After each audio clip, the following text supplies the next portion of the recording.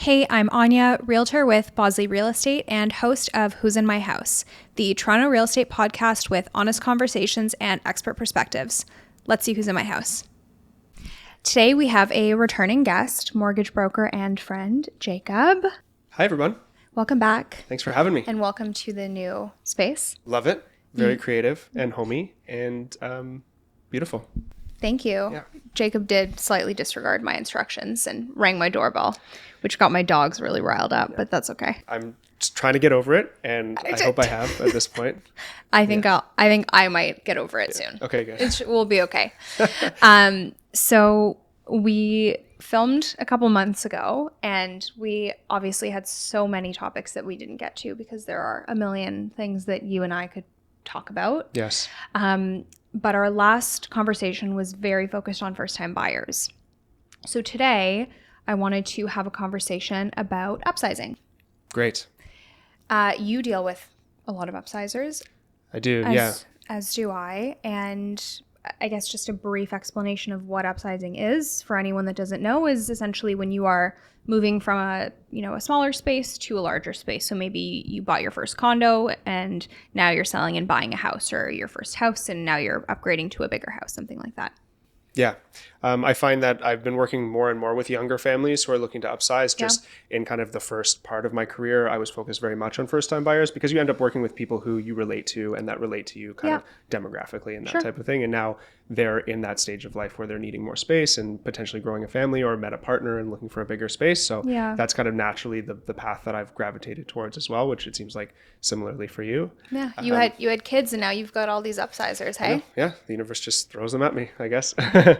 I mean, and then I guess on the flip side, a lot of these conversations that we have also pertain to downsizing. Mm-hmm. Just we're going to focus a little bit more on upsizing, and downsizing is just the inverse when you are selling a larger space and moving into a smaller.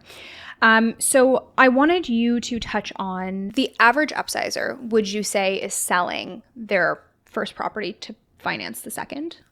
For sure. I think a lot of people, especially in the Toronto market, bought that first home with the expectation of building a significant amount of equity over 3 years, 5 years, whatever their timeline was, and then cashing in that equity to then be a big down payment on a new property. And depending on where they are in life, if maybe they've received some money from family or they've met a partner and that partner is also contributing to the down payment, that could be a very sizable down payment on a new property, which helps them kind of step up that ladder.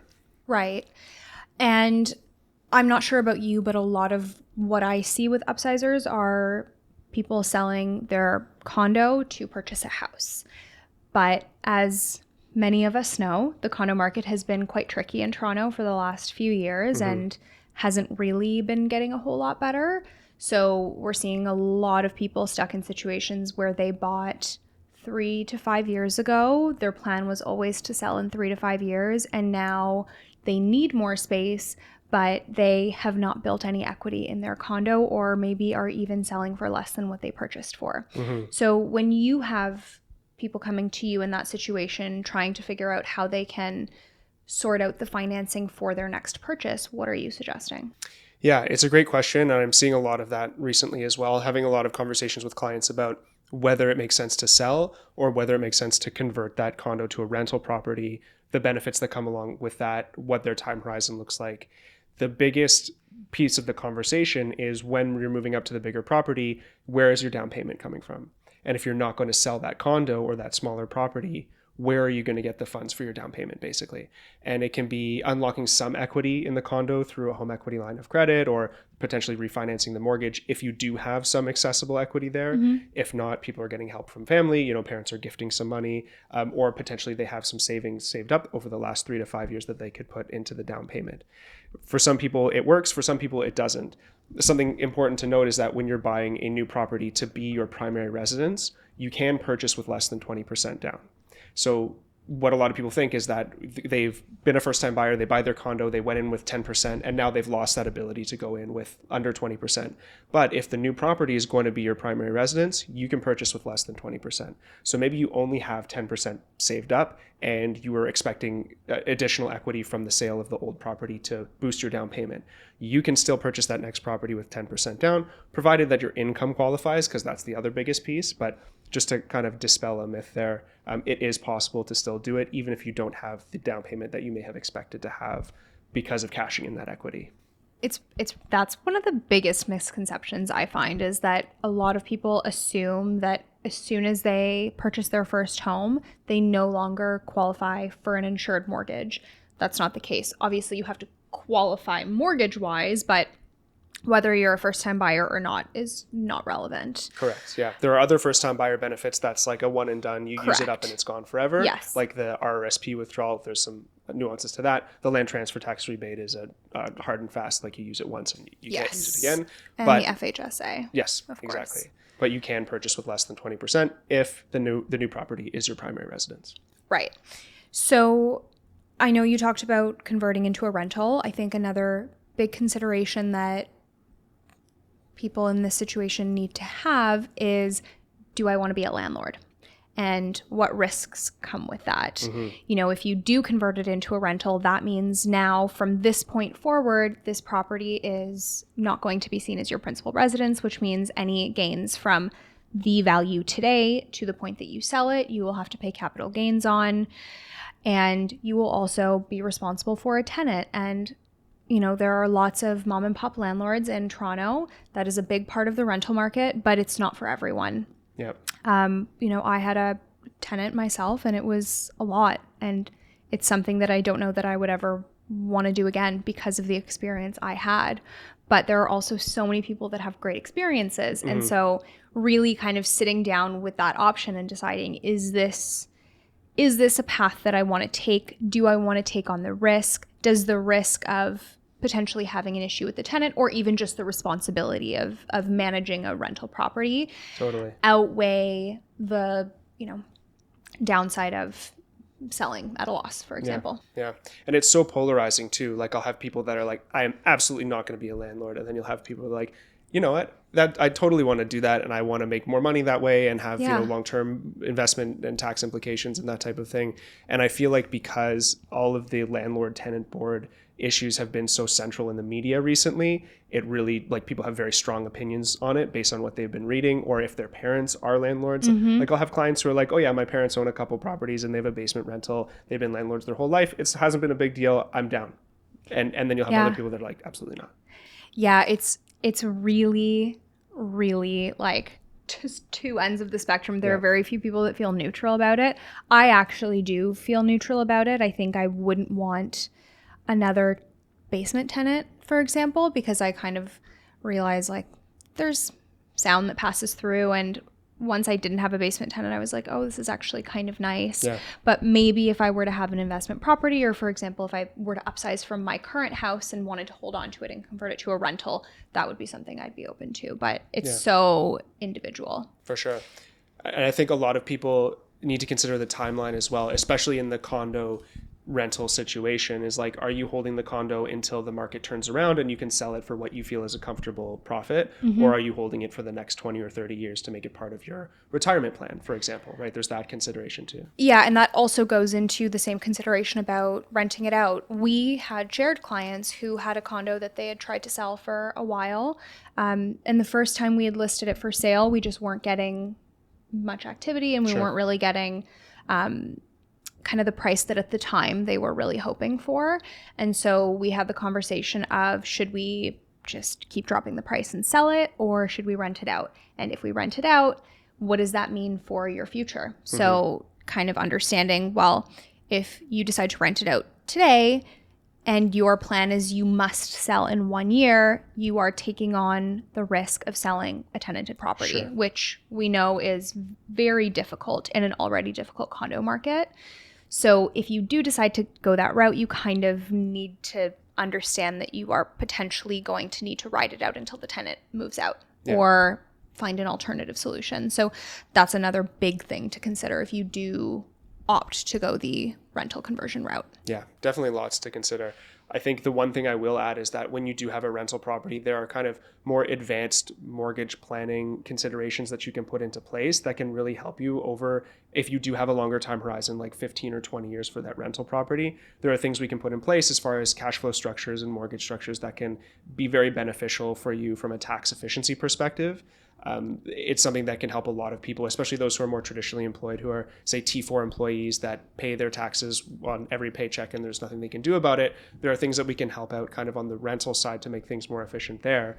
But it's not something I would ever try to convince a client to do if they weren't already in the mindset of wanting to be a landlord. Yeah, I hear you. And can you just touch a little bit on what that qualification process looks like? Are you seeing a lot of people who decide to go the rental route still needing to pay out of pocket to cover the expenses for the condo, or are a lot of them cash flow positive? Can you kind of just run us through that? Yeah, I don't think it's extreme in either direction. There are some people who are cash flow positive, but it's only a couple $100s a month. There are people who are neutral and there's people who are cash flow negative. But again, it's only a couple $100s a month. Okay. Because when we're talking about a condo, usually your remaining balance on the mortgage is, $200,000 to $400,000 or something like that. And then your rental income is, $2,000 to $2,500, just to put like very ballpark numbers on it. So when all is said and done, as long as you don't have kind of outrageous maintenance fees on the unit, you're probably like pretty close to neutral, although every condo building and every unit is different.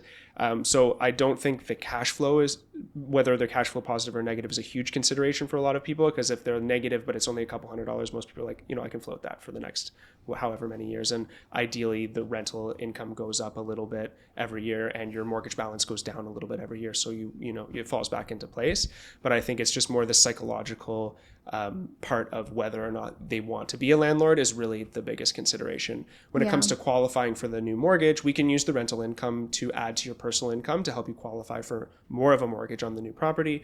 But we obviously also have to consider the liabilities on the condo, like the mortgage payment, maintenance fees, property taxes, that type of thing. So complicates things a little bit, but nothing that you can't handle. Yeah, totally. I have a lot of experience doing it now, and I feel like a lot of people are positively surprised with the results, with what I'm telling them they actually can get on the new property, and they are happily surprised that they don't actually have to be forced to sell the condo maybe in a situation where they don't want to, and they can still qualify for that property that they really like. And this may be one of the topics that we're going to touch on, but when you're making an upsizing move in the current Toronto market, you may be selling at a loss or selling kind of in a neutral position on your old property, but the new property that you're going to get, whether it's that townhouse or that semi in Toronto, you're probably getting a pretty good deal just based on where the overall Toronto market is right now. So whether Did you just read my mind? No, I didn't, but I may have read the cards. I don't think I have that in the cards. Okay, perfect. I think it's important to touch on, but I was going to segue into that next. Is there are a lot of people who are in positions to upsize. Now, I would say probably 75% of people who have reached out to me in the last 12 months looking to upsize are selling condos that were purchased between 2020 and today. Sure. And the vast majority of those people are either selling for the same price that they purchased for or less. But the reason that they're still considering the upsize, even though they're taking a loss on their initial purchase, is that the jump to the bigger property is smaller than it would have been in 2022, for example. So while your condo might be down $100,000, the house that you want to buy might be down $250,000. Yep. And so now you've kind of closed that gap a little bit. And even though you are walking away from, some money on the condo, you are having a smaller jump to the house. Totally. And I think if you look at the longer term like investment horizon as well, over the next 10 years, what's going to appreciate more? A semi in Toronto or a condo in Toronto? Exactly. Likely the semi. Exactly. So, I mean, that really just goes to show that just because you may be losing money doesn't necessarily mean that you are losing money in the long term. Totally. Did that phrasing make sense? Yeah, for sure. Perfect. Yeah. Let's talk about the emotional cost of selling in a down market. Okay. Have you experienced any of that? That's a good question. The emotional cost. I have most of the buyers that come to me who are selling, who have decided to sell their condo in a down market have come to grips with it. Okay. They know they're selling at a loss. They do the calculations on like what their net proceeds are going to be, and they know how much they're going to come out with at the end of the day, and they're okay with that. I think that setting expectations, and I know that's a big part of your job as well, especially with the condo market the way it is, the client needs to know, like, realistically, here's what we're going to sell it for, and here's realistically on my side, here's what my calculations of the sale proceeds are. So if we come out with some money, whether it's $5,000 or whether it's $50,000, here's what we can put towards the next property. But the last thing either of us want is the client to be surprised or shocked when they're not getting the offer that they want, or they have to sell at a lower price than they think that they should. Yeah, I also think the biggest hurdle is the clients coming to terms with that and understanding that, especially for the people who have been tracking prices since they bought, because there are a lot of those people these days, and saw what their condo could have sold for in 2022 and now see what it's selling for today. I've definitely seen people who are stuck on an old price or a price that is not accurate in today's market conditions and really want to hold on to that and be like, no, but it was 700. So I really want to get 700,000, even though it might only be worth 600 today. But those same people are monitoring sales in their building and they know what similar units are going for. So I think that it's a gap between reality and their expectations. Yeah. And thankfully, when they come to me, usually you've already had that chat with them. So their expectations are set. So you have to do the hard work in that respect. But yes. Yeah. The last 12 months there's been a lot of therapizing for sure. Yeah. A lot, definitely more emotions, more things that go wrong, and people that, rather than in crazy markets, they were like, it's okay, I got the house, it's fine, everything's fine. Now anything that goes wrong just adds to that emotional toll. So there's been a lot of managing that, but definitely setting realistic expectations on the sale price makes a huge difference. Another one of the really big emotional tolls and also logistical tolls is deciding if I'm going to buy or sell first. Mm-hmm. Do you usually have conversations about that? No. Okay, that's just me. I still very clear of that conversation. I definitely, I have an opinion on it, and I can give the clients my piece of advice, but I always preface it by saying my expertise is in the financing, and your realtor will guide you on what is best to, the order of operations in this market.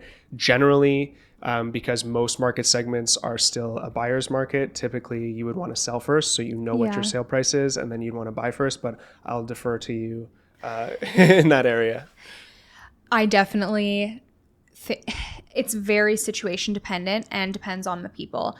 The average upsizer, I think, should be selling first, because we are in we're in a market where it could take months to sell the condo, for example. And when I'm saying average upsizer, I'm saying someone who's selling their, average sized condo to buy an average semi. Just as an example. Sure. Someone who's in that situation likely will want to sell first because we want to know how much we're going to get for the condo. That might dictate how much we're able to spend on the purchase. Totally.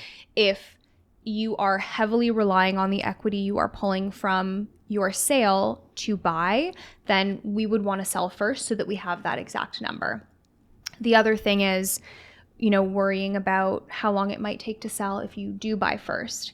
The people that would be kind of more in a buy first camp would be someone who's looking for a very specific type of property. So you can't pass up the opportunity if it comes to the market. Yes, or that there is a great risk if you sell first. That property may not come up before closing and you may have to move into a short-term rental in the interim.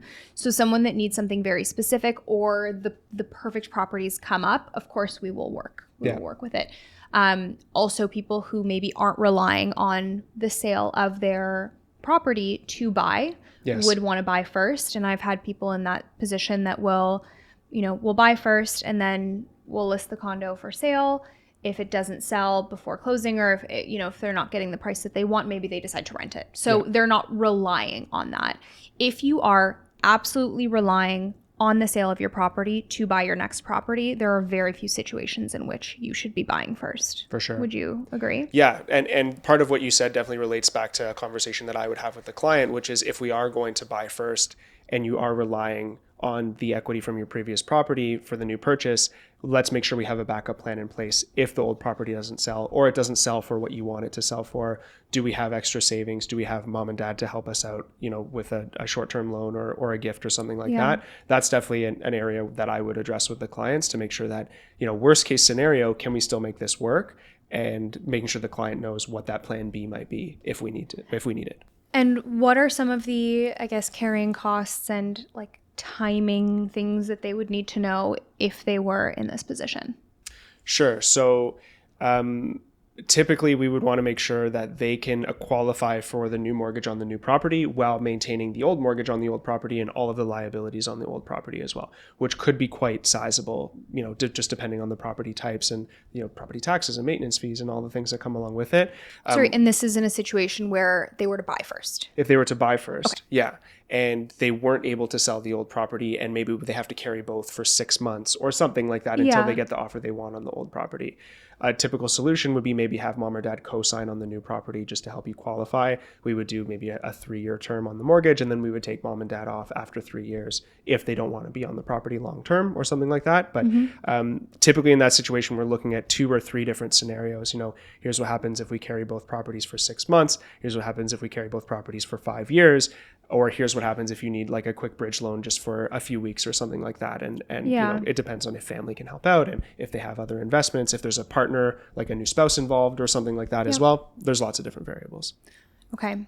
Yeah, I think the timing is also the trickiest part of this discussion because as you and I both know, we never, ever want to be closing on both properties on the same day. No. Ever. Well, the lawyer mostly doesn't want to be closing. I don't because I don't want the call. Yeah. I don't want the call. No.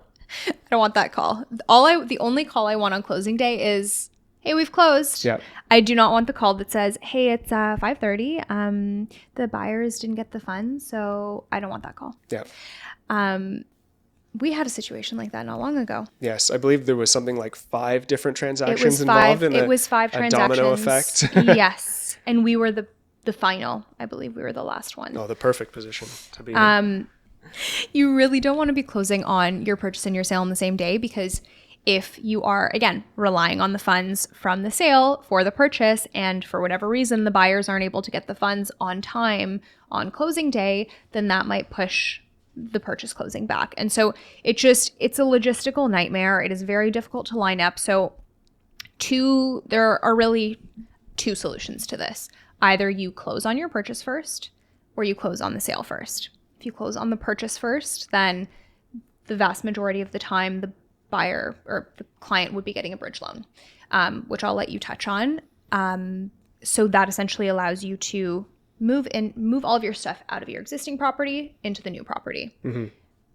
No gap, easy peasy, but there's a cost associated. And then on the flip side, if you decide to close on the sale first, then now you need to move all of your stuff out of your property and then figure out somewhere to store it for minimum 2 days because absolutely please never, ever, ever move out of your property on closing day, which means 2 days. If you are waiting until the last minute, you're moving out the day before closing. Yep. You're not closing on both on the same day, so 2 days. You have to store your things for 2 days. Either you stay with family, you get an Airbnb, something like that.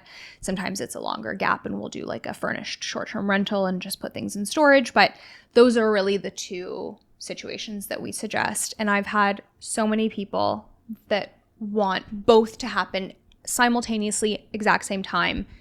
We can't. We can't. It's not a great idea. It's not a great idea. It puts a lot of pressure on everybody involved, and it is so much easier to, I would say the best recommendation is to close on the purchase first, so you have some time to move your stuff across, especially if you have kids or pets. Especially if you have kids or pets, It can make it a lot less stressful on the professionals involved, on you and your family and the sellers as well. Yeah. And bridge loans don't cost as much as people think. The conversations that I have around bridge loans is when people bring it up, they're like, and so we might need a bridge loan and we're wondering if you can, tell us how much that would cost. And then they're like yeah. I don't want to hear it. They're like, just put it on a paper and slide it over to us. Yes. I mean, it could be costly if you're bridging for months. Totally. But if totally it's a couple days, it's not the end of the world. No, it's not as much as people think. And it's not as much work. Like there's no extra work for the client, basically. It's something that I do in the background, it's something the lender does in the background, and the lawyer takes care of paying it off. It's not, something extra you have to apply for. There's one extra document you need to sign at the lawyer's to confirm that you're taking the bridge loan. But all in all, it's really kind of a typical part of a buy and sell process that lenders are very used to doing, lawyers are very used to doing it. So it's a lot less scary in reality than a lot of people think, there, especially if it's their first time buying and selling and they've never had a bridge loan before. So you can probably touch on this because you are in that phase of your life, what actually triggers people to upsize? Kids. I say that because you have kids. Yeah. Children. And their stuff. Yeah. Their stuff. They just keep growing. The thing about kids is like you need to keep feeding them and then they just keep growing. So you need more space for them. Yeah, like a plant, but if more. Yeah, it's more responsibility and like, you know, if a plant dies, it's like whatever. But you know, with kids, it's different. Speak for yourself, Jacob. I'm just kidding. Yes, absolutely. I would say like 90% of people that come to me and are looking to upsize are starting to think about having kids, have had kids. Kids are getting bigger and they need more space. It is like almost always about kids, sometimes about dogs. Yeah. I find it's very extreme. It's either the non-extreme side is we're thinking about starting a family, you know, that type of thing. We're going to need more space, which is great. Those are the planners and the think ahead people, which are perfect. And then there's the ones that's like, oh, I'm pregnant with our second child and we're going to need more space in like 6 months from tomorrow. now. Yeah. Like the baby's coming in 3 months. We need to be out of here. Yeah. Yeah, I actually had, I technically upsized ish because of the dogs. Mm-hmm. And yeah, so, you know, they take up space. Totally. And they need space too. And like, you know, space. If having a backyard is a priority or not having to take a stroller in an elevator is a priority, that's what can, you know, really push people to make a move. Yeah. And then the other one that we also see periodically are like blending families or just like, you know, kind of people once they get married, that kind of stuff. So maybe, you know, two individuals both own condos, or one of them owns a condo, one of them is renting. They've now gotten married or are moving in together and they want more space because there's two of them and space that belongs to both of them. Yep. So that's another one that we will see, but definitely kids are probably the number one driver of upsizing. Yeah, for sure. And I think there was a push towards upsizing with the whole work from home thing that is becoming less of a thing these days, but a lot of people are still in that work from home phase where somebody or maybe both people living in a house may need their own office space, which obviously, you know, there was that beginning of COVID period where everybody started working from home and someone's working at the kitchen island and someone's working on the couch. Yeah. And, you know, hopefully that was going to be temporary, but it turned out to be a little bit longer and potentially permanent for some people. So having an extra, you know, room for an office space was a priority for a lot of people. It's been 6 years. That's crazy. I know. Yeah. And then the other aspect, I mean, there's obviously the lifestyle changes, which are the number one driver, but there's also financial readiness. Mm-hmm. And I think that may be a little bit more of the kind of second situation that you mentioned where people are maybe not necessarily planning ahead because of the lifestyle change, but are rather moving as soon as the financial readiness is there. Mm-hmm. And kind of, you know, have been saving for a while. And now they're like, okay, second kid's coming. We got to get out of here. Yeah, for sure. I mean, financial readiness is paramount, right? You can't be making a move if you're not financially ready and you're stuck with 100%. A mortgage payment that's not comfortable. And just going back to the lifestyle change, there's also kind of like the migration aspect of it is some people plan to live in Toronto for the young part of their life and then maybe move out to the suburbs and get something a little bit bigger and some more bang for their buck as well, which was kind of part of their long-term plan. And then there is... This is my favorite. Waiting for the perfect market. We love people that wait for the perfect market because they're just waiting forever. Yeah. There's no such thing as perfect. Nope. As much as I wish there was for my stress levels mostly. Yep. There's no such thing as perfect. You will always be at some degree of advantage versus disadvantage. And, you know, when you are buying in a down market, remember that you are buying and selling in the same market. So while the market may be down, it's also down on the buy. If you are buying and selling in an up market for, you know, people who were upsizing in 2021, 2022, they were getting a premium for their sale, but also paying a premium on the purchase. So it's really, really important to focus on buying and selling when it is appropriate for you in your life, not trying to pick the exact moment that the market is perfect and everything will fall into place. It is really important that you make the decision for you and for your family and for your life and not because of a graph that you've made in Excel. Yeah. I totally agree. We can look at the numbers. Like, I think it's important to look at statistics and trends. Absolutely. And you get in the industry, sometimes we get a bad rap for saying, oh, now's the perfect time to buy. Like, I would never say that. No, you would never say that as well, because that's very objective. Like, when is the perfect time to buy? And is perfect even real? No, never. Not in the Toronto market. Nope.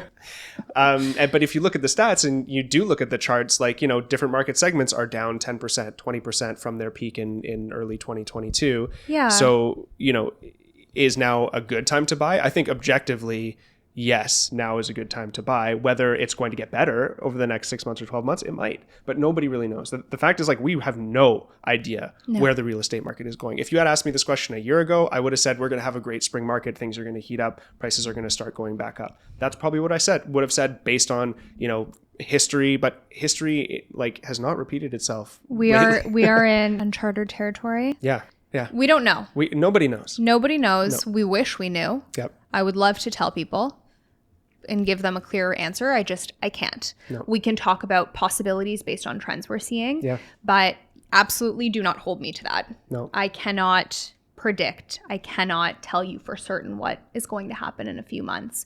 That's just the reality. Yep. You can say that, this house down the street 3 years ago would have sold for X and today it's selling for X.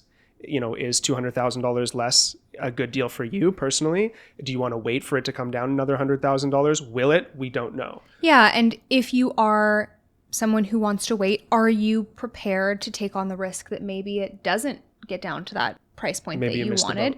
Yeah. Maybe you missed the boat. Nice. The other consideration, and obviously we're talking about the GTA here, but if you are someone who's looking, for example, at a cottage property or those kinds of properties, those markets often do have bigger fluctuations throughout the year, and there might be better seasons where prices are higher versus lower, whereas in the GTA, there's not a massive fluctuation throughout seasons, depending on the time, of course, because weird times. Yep. But generally speaking, if you were to buy in October versus February versus June, the difference won't be so massive that it necessarily was worth waiting 6 You're talking about months. In the GTA market. Correct. Yeah, for sure. I think seasonality used to be a lot more of a thing back before COVID.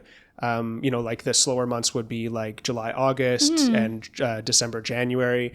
But lately, basically since the COVID period, it's kind of been all over the place. And where you might get a steal of a deal in January, maybe not so much these days.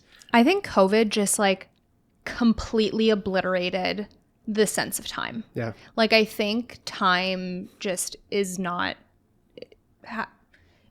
who knows what day of the week it is because you're working from home. It could be Saturday. It could be Wednesday. No one knows. Yeah. No one has any idea what month it is. The lines are very blurred. It's 6 years. Yeah. Feels like 3 days ago. Yeah, totally. Literally. Yeah. And we're still recovering from it. And there's going to be even longer lasting effects. And I mean, I don't know that we'll ever go back to what we were pre-COVID in terms of mental perception, not in terms of workflows. Well, I don't know. I think it made a difference in our industry as far as lawyers can now sign virtually. Yeah. I do all of my work virtually. My clients meet me over Zoom. We do DocuSign and digital document uploads and all of that stuff. And the majority of lawyers are offering virtual signings now, which can be more convenient and make things a lot easier. So much more convenient. And same thing on closing day. Now, majority of properties, keys will be left in the lockbox. Yeah. The buyer does not need to schlep themselves to the lawyer's office that's in the suburbs and then come back downtown for their condo. They can just go straight to the condo, which is really great. Yeah. So we have been talking a little bit about different times in the market and seasonality, but another thing to consider if you are upsizing is what market you are currently in. And, if you're in a buyer's market, generally it makes sense to sell first. But if you are in a seller's market, it probably makes sense to buy first. And so really kind of having that conversation of, well, what's the market like in, kind of for what we're selling, for what we're buying, and then figuring out what strategy makes the most sense for you in the time that you are kind of making this shift. Yeah. Yeah, for sure. I have a great example of that, but maybe we can touch on that later. But I'll take your example. yeah, okay. So it involves like bridge loans and how to prepare your mortgage if you are looking to buy and sell at some point in the future. But basically, I have had clients, young family, one kid, and the second one just kind of came along, and Like out of nowhere? yeah, like the stork. Oh, stork perfect. Drop Okay. the kid off. Yeah. Through the chimney, actually. So I'm yeah, it pretty was like sure a that's- Christmas Christmas stork. Oh, instead of Santa, it was the baby. They got a I baby see. for Okay, Christmas, yeah. got it. So yeah, they have a condo town in Toronto, trying to sell it for probably a year-ish. And their mortgage was also coming up for renewal. I mean, if they had their way, they would have sold it before their mortgage renewal, but their mortgage then came up for renewal during the period of time that they were trying to sell. So that can be an issue because some lenders don't want to renew your mortgage while you're trying to sell the property. So we need to take the property off of the market basically temporarily so we can then renew your mortgage and then you can put the property back on. So that's just kind of one thing to be aware of if you are just selling in general and your mortgage is coming up for renewal. Your existing lender may not flag it, but if you're looking to move to a different lender for a better rate, the new lender may flag it and ask you to take it off the market. So what we did for this person, we knew they were trying to upsize to a semi in Toronto. That was their goal. And we were talking about price points on the sale, what they needed to cash in to get the down payment on the new property and that type of thing. So what I did was I set them up with a home equity line of credit on their old property at the mortgage renewal. So we moved them from one lender to another, and then we put a home equity line of credit with the mortgage. We moved them to Scotia. It's called the Scotia Total Equity Plan. Basically, you have a mortgage and you have a home equity line of credit attached to it. STEP.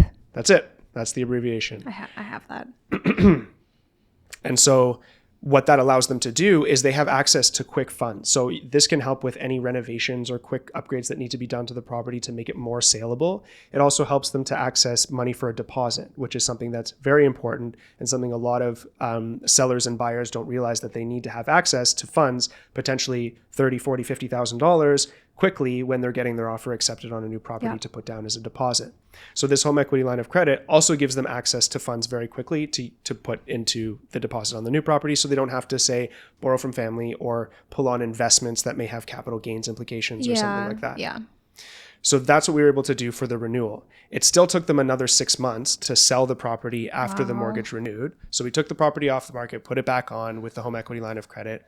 They were able to sell the property, and then they found a new place, and then we were able to get them a bridge loan as well to buy the new place. I think long story short is that when your mortgage is renewing, if you do have plans to upsize maybe in the short term, let's be very intentional with the planning for the mortgage renewal. Yeah. Like putting a home equity line of credit, which can help people. I mean, if you're flush with cash and you got tons of money, it's not so important. But for the average young family in the GTA, If you're relying on the funds from there. Yeah. And so would you say that if someone was trying to time their upsize based on their mortgage renewal or maturity date, would you suggest that, is there a specific timeline that you would suggest if that's really the priority? So it's very difficult to line it up. Like say your renewal date is February 1st and you're trying to buy and sell around February 1st, especially in this unpredictable market. Like it's difficult to line up the sale. Mm-hmm. If that's a goal of yours, we can, be intentional with the mortgage planning for sure, but you may have to renew into an open term with your existing lender for 2 weeks or 30 days. And it's an extra cost, but it is what it is. It's kind of part of the overall cost of the transaction itself. This is just pure curiosity, would you say that it would cost more to have to go into an open term mortgage for, say, a month versus breaking the mortgage a month early? It's very hard to tell. Okay. But if you break the mortgage a month early, you're probably going to owe 1 month's worth of interest. Okay. And if you go into an open term for 30 days, then you're probably looking at 8 or 9% interest on whatever your mortgage balance is. So it just depends on the mortgage balance and what your lender is going to charge as a penalty, what they charge for an open term. So we can crunch the numbers. It's not going to be significant either way. It'll be a couple $100 plus or minus. Yeah. I was just curious if someone was really trying to plan around that, if it makes more sense to close sooner and break the mortgage versus do an open mortgage. Yeah, for sure. I guess that's something that you'd need to call Jacob to determine. Totally. Okay. So I want to move on from the Upsizing 101 and talk a little bit more about how people are actually financing the move between homes and really how we can make the numbers work. So You want to explain bridge loans? Yeah, sure. So bridge loans, not as scary as everybody thinks. A lot of stuff happens behind the scenes. I make sure that you qualify for the bridge loan and the lender makes sure that you qualify for the bridge loan by doing a calculation in the background. But basically, just to go back to basics on a bridge loan is you need a bridge loan when you're purchasing a property and the purchase is closing before the sale of your old property. And you need the funds from the old property to close on the new property. So let's use a very rough example with very round numbers. Say you have a condo, you're selling it for $500,000 and you're going to cash in $100,000 worth of equity on there. You're buying a new property for $800,000. To close on that new property on, say, February 1st, you need $800,000 plus your closing costs. So your land transfer tax and legal fees, which could come out to, just say, $840 or something like that. Now, you need that $100,000 to be able to close on the new property because we're getting you a mortgage for the difference, say, $750 or something like that. But you don't have that $100,000 because your old property has not sold yet. So you need basically a small loan to bridge between the closing of the purchase and the closing of the sale. Basically what the lender does when they advance your mortgage, so the lender that's doing the new mortgage on the new property is always going to be the one doing the bridge loan for you. So, say Scotiabank or TD or whatever. TD is going to finance your new mortgage, and they're also going to front the costs that you need to close on that purchase for the period of time between closing on the purchase and closing on the sale, whether it's a week, 2 weeks, 30 days, whatever it is. And we'll run some numbers and see, what the cost of that bridge loan will be. Typically, it's somewhere between $1,000 and $2,000, just depending on how much you need to bridge and what that specific lender's bridge loan rate is. Typical bridge loan rates are anywhere between prime plus 2 to prime plus 5, which could be 6.5% to 9.5%. And I know it sounds like a lot, but you're only having it for, 20 days or something like that. So really, at the end of the day, the cost is not a lot, and you can just factor it into the overall cost of buying and selling a home. And another thing is, in order to qualify for a bridge loan, your sale must be sold firm, correct? Correct. So if you are someone who bought first and are now on the market and your closing date is coming up, but you haven't sold your property, you would not qualify for a bridge loan. So that is something really important to consider. That's right. Is there anything that you would suggest someone do if they were in that situation? I mean, I guess if they were working with you, you would have planned ahead for it. Yeah, for sure. I mean, there are kind of like a plan B or plan C that you can put into place if you don't have that sale in time. Usually they're more expensive, like a short-term private loan or something like that, which has a higher interest rate and fees involved. But that option is always there. It's not ideal, but some people have to exercise that option. But planning ahead would ensure that we don't have to, or at least the client has the expectation of knowing that if we need it, here's what it's going to cost you and that type of thing. But ideally, we don't get into that type of situation. Are you seeing fewer bridge loan approvals given the volatility in the market? I don't think so. It depends on how much equity you have in the old property, and then the equity is determined by the sale price. So once you do have an accepted offer on the old property, we know how much equity you're cashing out. Yep. The lender knows how much equity you're cashing out. So they'll approve the bridge loan up to a certain amount. It may not be quite as much as you need. You may have to put a little bit of your own cash in there as well. But again, planning in advance, like having a home equity line of credit to draw on, maybe a home equity line of credit on the new property as well. So you can kind of draw on both just to bridge the funds yourself for a short term. It's called self-bridging, and it can be typically a little bit cheaper than a traditional bridge loan, something I've been doing for clients a lot recently as well. It's all about planning, and the sooner you start planning, the better, because we know, things can be unpredictable and things can shift quickly as well. Yeah. It's so funny because the last time we posted a video the last time we filmed together rather, we talked a little bit about bridge loans as well. And there were so many people trying to fight me in the comments being like, I work in mortgages and bridge loans are not being approved anymore. Lenders aren't doing bridge loans. And I was like, I don't think that's accurate. I feel like Jacob would have told me. Yeah. I just closed one with a bridge loan a few days ago. The example that I was talking about with the person that was trying to sell for a year and they just bought it, their closing day was earlier this week. No issues. I mean, it was Scotiabank. If that helps anybody, they're still approving bridge loans. Interesting. Yeah. All right. Well, and so how are people affording 2 homes at once? Like, how are you structuring it? If someone is buying first and taking on the possibility that they'll have to carry 2 mortgages, what does that look like? I assume that it's just that their income needs to be high enough to qualify for the total loan amount on both properties? Yes. Yeah. It's kind of pretty cut and dry. Like you have to have good income to be able to support 2 properties. I mean, it depends on the mortgage amount, right? If we're talking about a few $100,000, then that doesn't take a ton of income to qualify for. But if we're talking about 2 average Toronto mortgages, that's going to take significant income. If you have 2 earners, like 2 decent earners in the family, it could be doable. We could be converting one of them to a rental for a short term, so you have that rental income to help out. But at the end of the day, it really just comes down to income, and you need strong household income to be able to qualify. We could look at doing like an alternative lender on the new property for a 1-year term, because they're a little bit more flexible as far as qualifying income, and you can qualify for a little bit more. And that could be, a 1-year solution just to get you through that situation. And it's just about making sure that clients are comfortable with whatever that rate is and what the cost of borrowing is. It's doable, but like especially in the Toronto market where we have, our real estate prices are what they are, it's tough carrying 2 properties. Yeah, so it's pretty cut and dry. You essentially need to be able to qualify for both mortgages, and that's all it is. Yeah. I think this is actually probably a good opportunity to briefly touch on some stress test changes. Sure. Yeah, so over the last year, approximately, the regulator has been piloting a program that has been running in tandem to the stress test, but with the intention of potentially replacing the stress test with this new program. And it's called the Loan to Income Qualifying Regulation, or LTI is what they call it for short. But basically, it takes away kind of the blanket rule of the stress test, which currently, if people don't know, is you have to qualify for a mortgage that's 2% higher than the mortgage you're actually paying for. So if your mortgage is 4%, you're actually qualifying for a 6% mortgage, just so the banks and the regulators know that should rates go up, you can still afford that mortgage, basically. That's what the stress test did real well for us. Yeah. Once rates started going up, and they went up +% much more than 2%. Yeah. But nobody saw that coming, and it is what it is. So going forward, the regulator is trying to figure out a different way to police, mortgage regulations. And so this new LTI program would have individual lenders basically police themselves instead of having a blanket stress test across every mortgage that's being qualified with institutional lenders. So each lender would only be able to take on a certain number of clients who, and the rules currently for this LTI program is 4.5 times your income is the maximum loan amount you can qualify for. So regardless of interest rate. Correct. And that's the key part. So just to use an example, if your income is $100,000, the maximum mortgage you should be able to qualify for is $450, right? Yeah. So 4.5 times %.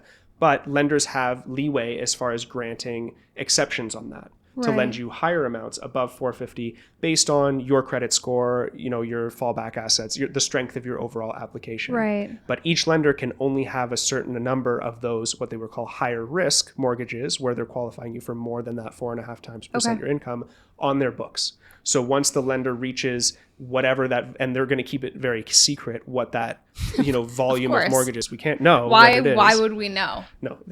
There may as well just not be a limit. No. They're like, there is a rule, but we're not going to tell you what the rule is. You have to guess. You've got to guess, and we're not going to tell you if you're right or wrong. So basically, each individual bank will now police themselves and can only have a certain number of those higher risk mortgages on their books. And then once they get to that maximum for the year or for their fiscal year or for the season, I'm not really sure how they're going to chop it up, but then they cannot grant any more approvals above that 4.5 times your income amount. So that leads back to an advantage of working with a mortgage broker, is that once this program is implemented, ideally I will get a feel for which banks have reached their max. So I know which banks to then direct the clients to, as far as if you are looking for a mortgage that's more than 4.5 times your income, I know we should go to BMO instead of TD, because TD is not approving these anymore. Instead of the client going from bank to bank to bank and getting decline, and then finally getting an approval with a lender that will accept them. And so what this does, going back to what you said about interest rates, is that it's not dependent on interest rate anymore. If interest rates fall to 2%, people are not going to qualify for a higher loan amount like we saw through COVID, right? Through COVID, rates hit the bottom and people were all of a sudden qualifying for mortgages that were hundreds of thousands of dollars more than they could have prior to rates bottoming out. Now it's just a factor of your income versus the overall loan amount, regardless of where interest rates are. So you may not have the answer to this, and that's fine, but with the 4.5 times your income, what kind of a stress test rate would that equate to? I have no idea. Okay. Yeah, I have no idea.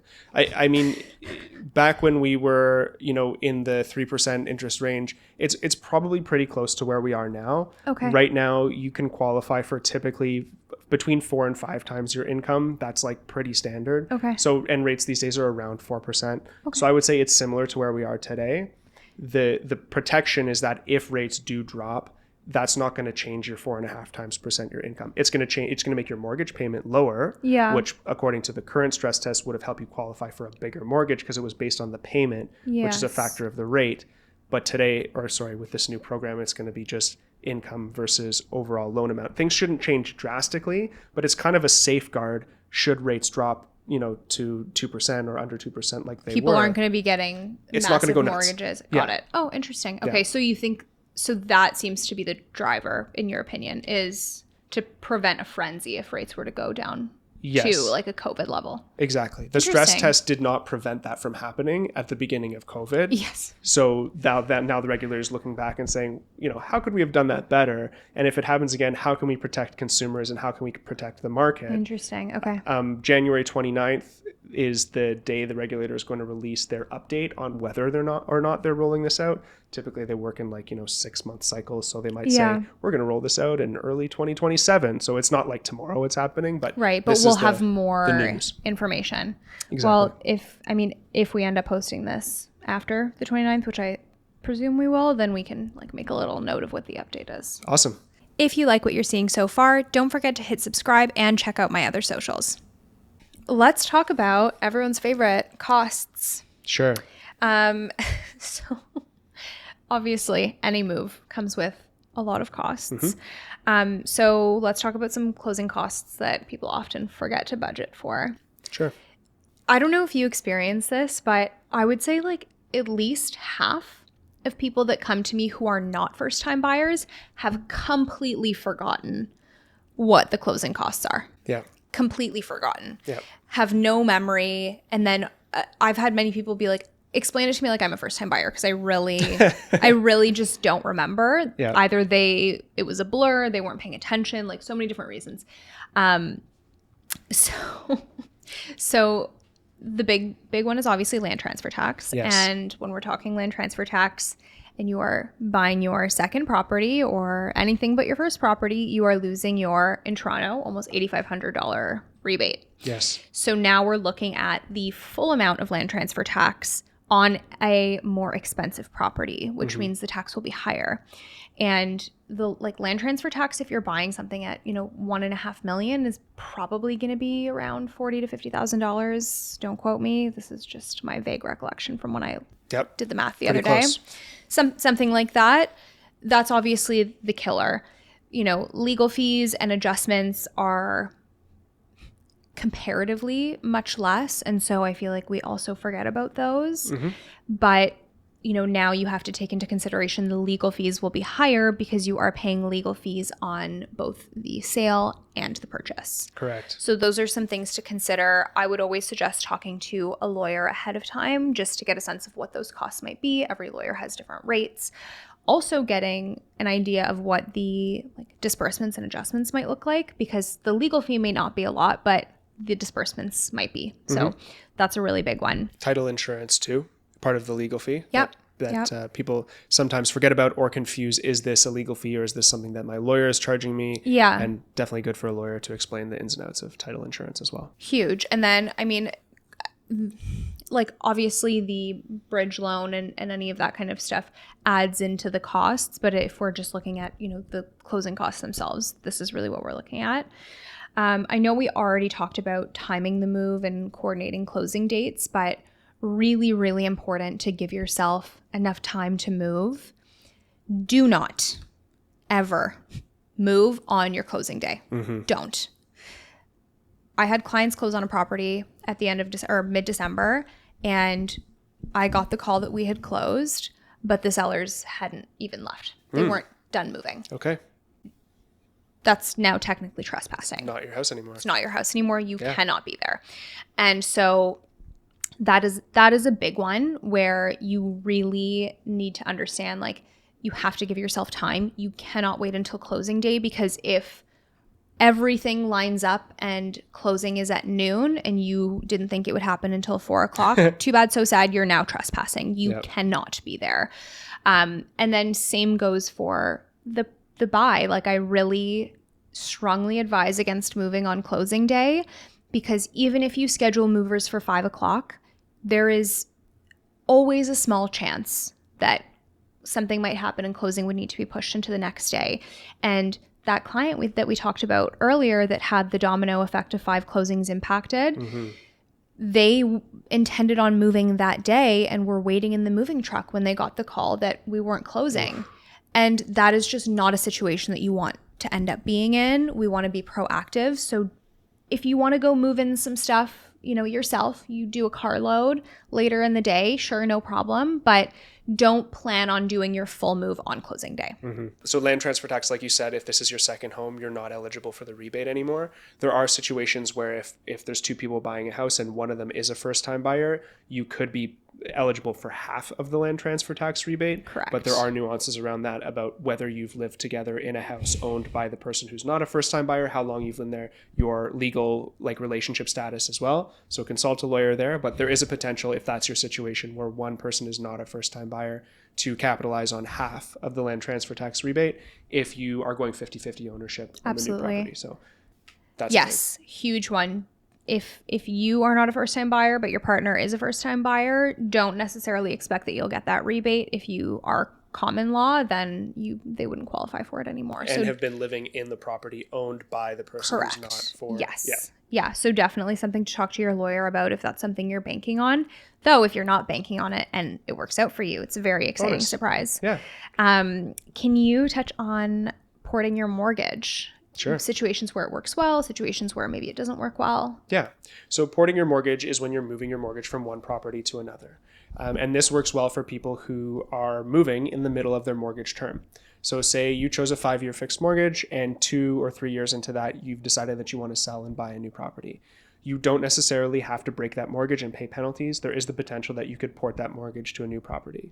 It depends on the type of mortgage, it depends on the lender, and it depends on the new property that you're moving to. So typically it needs to be a prime marketable property. What I say is that it can't be a shack in the woods, but then you should be eligible to port the mortgage. If your current mortgage is insured, meaning that you purchased with less than 20% down, depending on the lender, you may not be able to port it, and you may not be able to port and increase the mortgage. So lenders will also offer to move the mortgage from one property to another and then increase the mortgage, because typically when somebody's moving to a more expensive property, they're looking to take on a bigger mortgage as well. Yeah.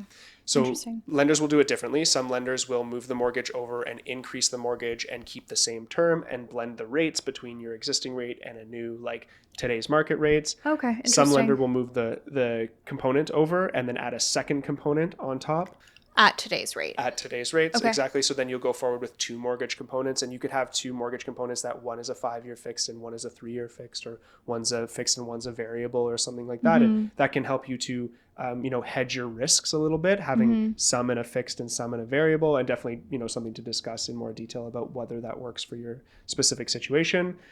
Something to point out is that Scotiabank will allow you to port an insured mortgage over to a new property and then add a new component that's not insured. So you keep the insured rate on the smaller on the existing mortgage portion, and then add a new mortgage on top of that, which can add a lot of flexibility for people who bought with less than 20% down, currently have an insured mortgage, thinking about moving in the next 1 to 2 years, but they want to still renew their mortgage as insured today and keep that insured rate, but they still want the flexibility to move it to a new property without penalties in the future. So there's a lot of nuances around porting. Yeah. Generally, it can be done as long as your existing mortgage is not in a restrictive, no frills type of product.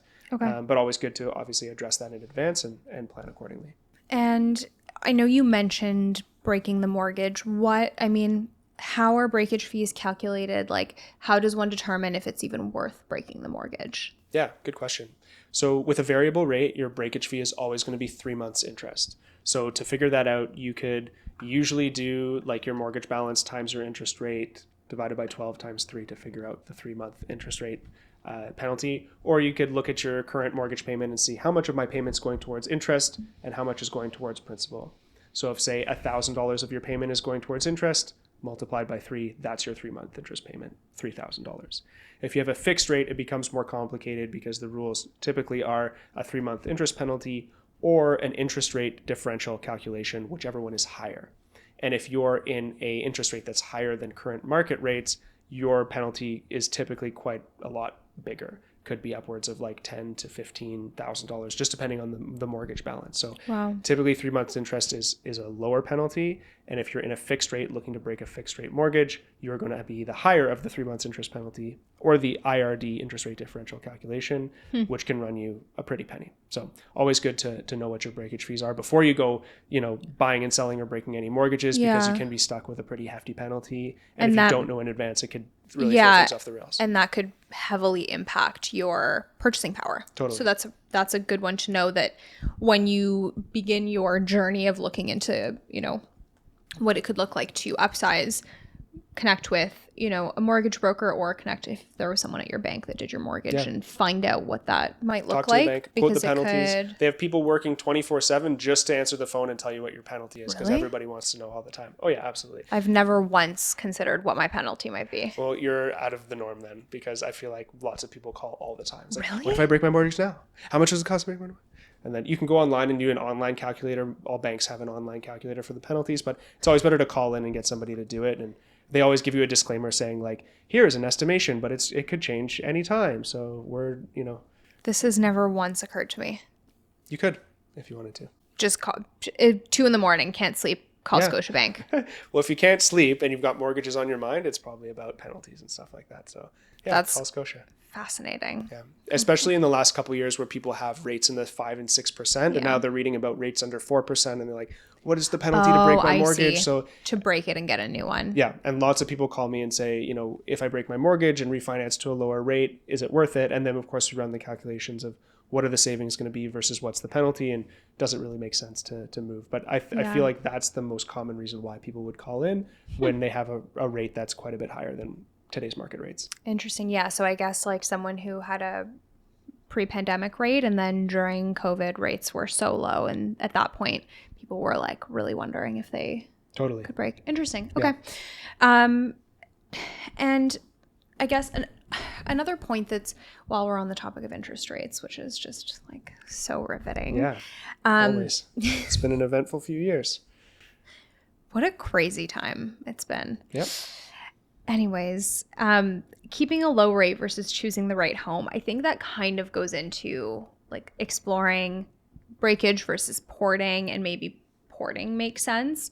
But if someone has just like such an incredible interest rate that they don't want to let go of, do you think there's, I guess depends on the lender, some things that you could potentially do to keep a lower rate if they really wanted to move? Yeah. So like I mentioned before, some lenders will offer you to port the mortgage and then keep that component and keep that low rate. But realistically, like where we are today, January 2026, people with those super bottom dollar rates, they're all coming up for renewal in the next 12 months, right? Probably less, honestly. Yeah. So it's less of a consideration now, but you always want to, if you have a sub 2% rate, you want to hang on to that to the last possible month, which totally makes sense.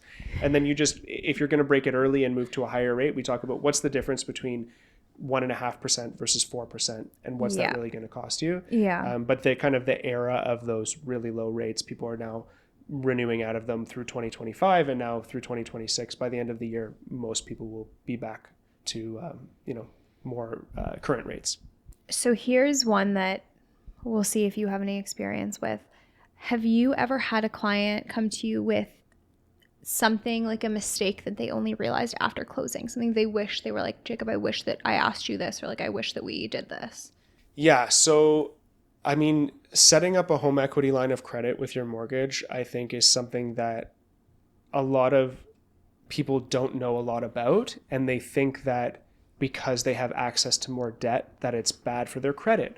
Or, I mean, it's one thing if people don't trust themselves with access to debt, like that's a totally different thing. Yeah. But I think, you can always go back to the bank afterwards and set up a home equity line of credit if you qualify.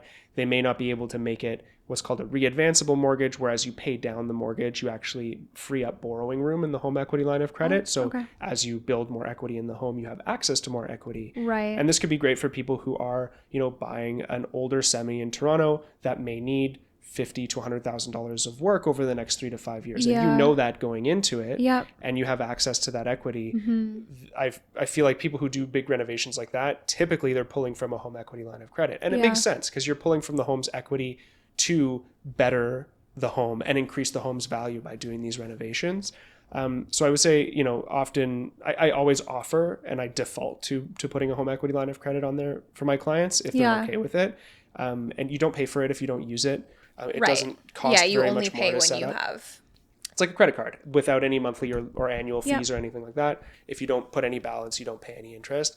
But it's a great source of emergency funds or a bigger store of cash for renovations and things that could run you a little bit more money than you're willing to pull out of your investments or something like that. So I would say always looking into that if it's possible to set up a home equity line of credit. Definitely good for upsizers. Interesting. Yeah, I don't know that I really get a whole lot of mistakes per se. I think the biggest regret or thing people wish they did differently is usually the logistics around the timing and the move. Mm-hmm. And, I can tell people a million times, don't put them too close together, but a lot of people will think it's fine. And then afterwards will be like, oh my God, that was so stressful. I'm Should've never listened to doing you. that again. Yeah. The number of times I've had someone upsize and be like, Anya, I'm never moving again. Yeah. That was awful. Because there's so much going on at once. It's very stressful. And if we put it too close together, then it's too much. Yeah. So I think that's probably the number one piece of feedback I'll get after is that people wish they gave themselves a little bit more time to facilitate each move. Yeah, for sure. And I know we're talking about the real estate side and the mortgage side, but the lawyer is a huge linchpin in this kind of transaction. So making sure you're comfortable with the lawyer, making sure that they're accessible, that that they're they communicate very well, or the law clerk communicates very well. We both have good lawyer partners that we refer to who we trust. Yeah.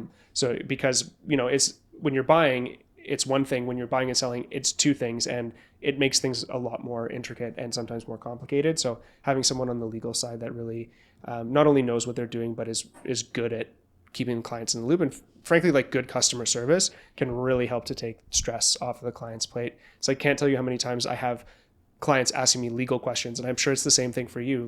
When do I do this, or how does the bridge loan get paid back, or the timing of different things. And it's this is your lawyer's job to inform you. I have no idea. It's how actually. do I No get one's the ever told me. deposit to the lawyer's office? And it's didn't they send you instructions on how to do you that? haven't. Wait, we're closing tomorrow. You haven't talked to them? I had a closing yesterday, and apparently I was representing the buyers.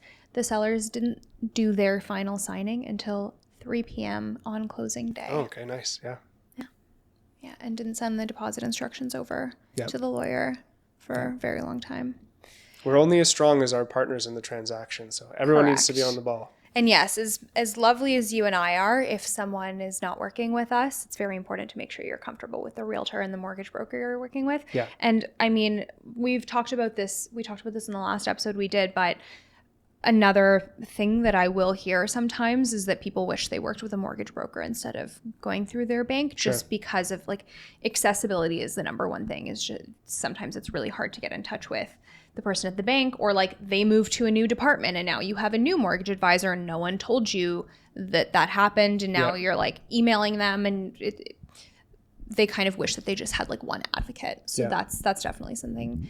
Okay, well, this is all I've got for upsizing. I feel like we've done a lot. Is there anything you want to add? I mean, there's only so much we can say because every situation is so different. Yeah, and these are very unique. Everybody has their own goals and their own timing, and it's our job to be able to support them through those goals and that timing. So it's very case by case, and it's always a good learning experience for everybody involved. And it's going to be stressful. There's going to be points of stress. That's just kind of the nature of buying and selling real estate. But we have experience doing it, and we can help relieve that stress and sometimes be therapists, like you said. And planning, I think the moral of the story is, planning ahead and making sure all the pieces are in place, knowing what the best and worst case scenarios are, so expectations are set properly. I think that's key. Yeah. Thank you so much for trekking through the snow to get here from the burbs. I really appreciate you coming and chatting with me about upsizing and all these fun things, and I hope everyone really enjoys. Yeah, of course. Just because I live in the suburbs doesn't mean I'm not cool. No one ever said that. Maybe that's just me. that I has think that you're just a perception. little self-conscious. Yeah, I am. You know what? That's what's coming out right now. I think it's your own energy. Yeah. I don't think you're uncool because you live in the burbs. Okay, You cool. just have kids. Yeah, I do. Whitby's nice. Come visit. I will not. Okay. I'm just kidding. See, that's where it comes from. That's where the insecurity comes from. I'm just kidding. Toronto people, no way. I have no issue. Not. I have no issue with Whitby. Downtown Whitby, the little main street is so cute. Yeah, it's cute. Yeah, I have no issue. And I like discovered this little coffee shop in Whitby once. It's like a motor Yeah. thing. M&L. Next to a gas station. Yeah. Oh my God, it was crazy. There was a line like around the block. Yep. It's, social media, trendy influencers. I literally had just I drove past it and I needed a coffee. Yeah, it's cool. Okay, well, enough about Whitby. Yeah. I'll let you go. Thanks.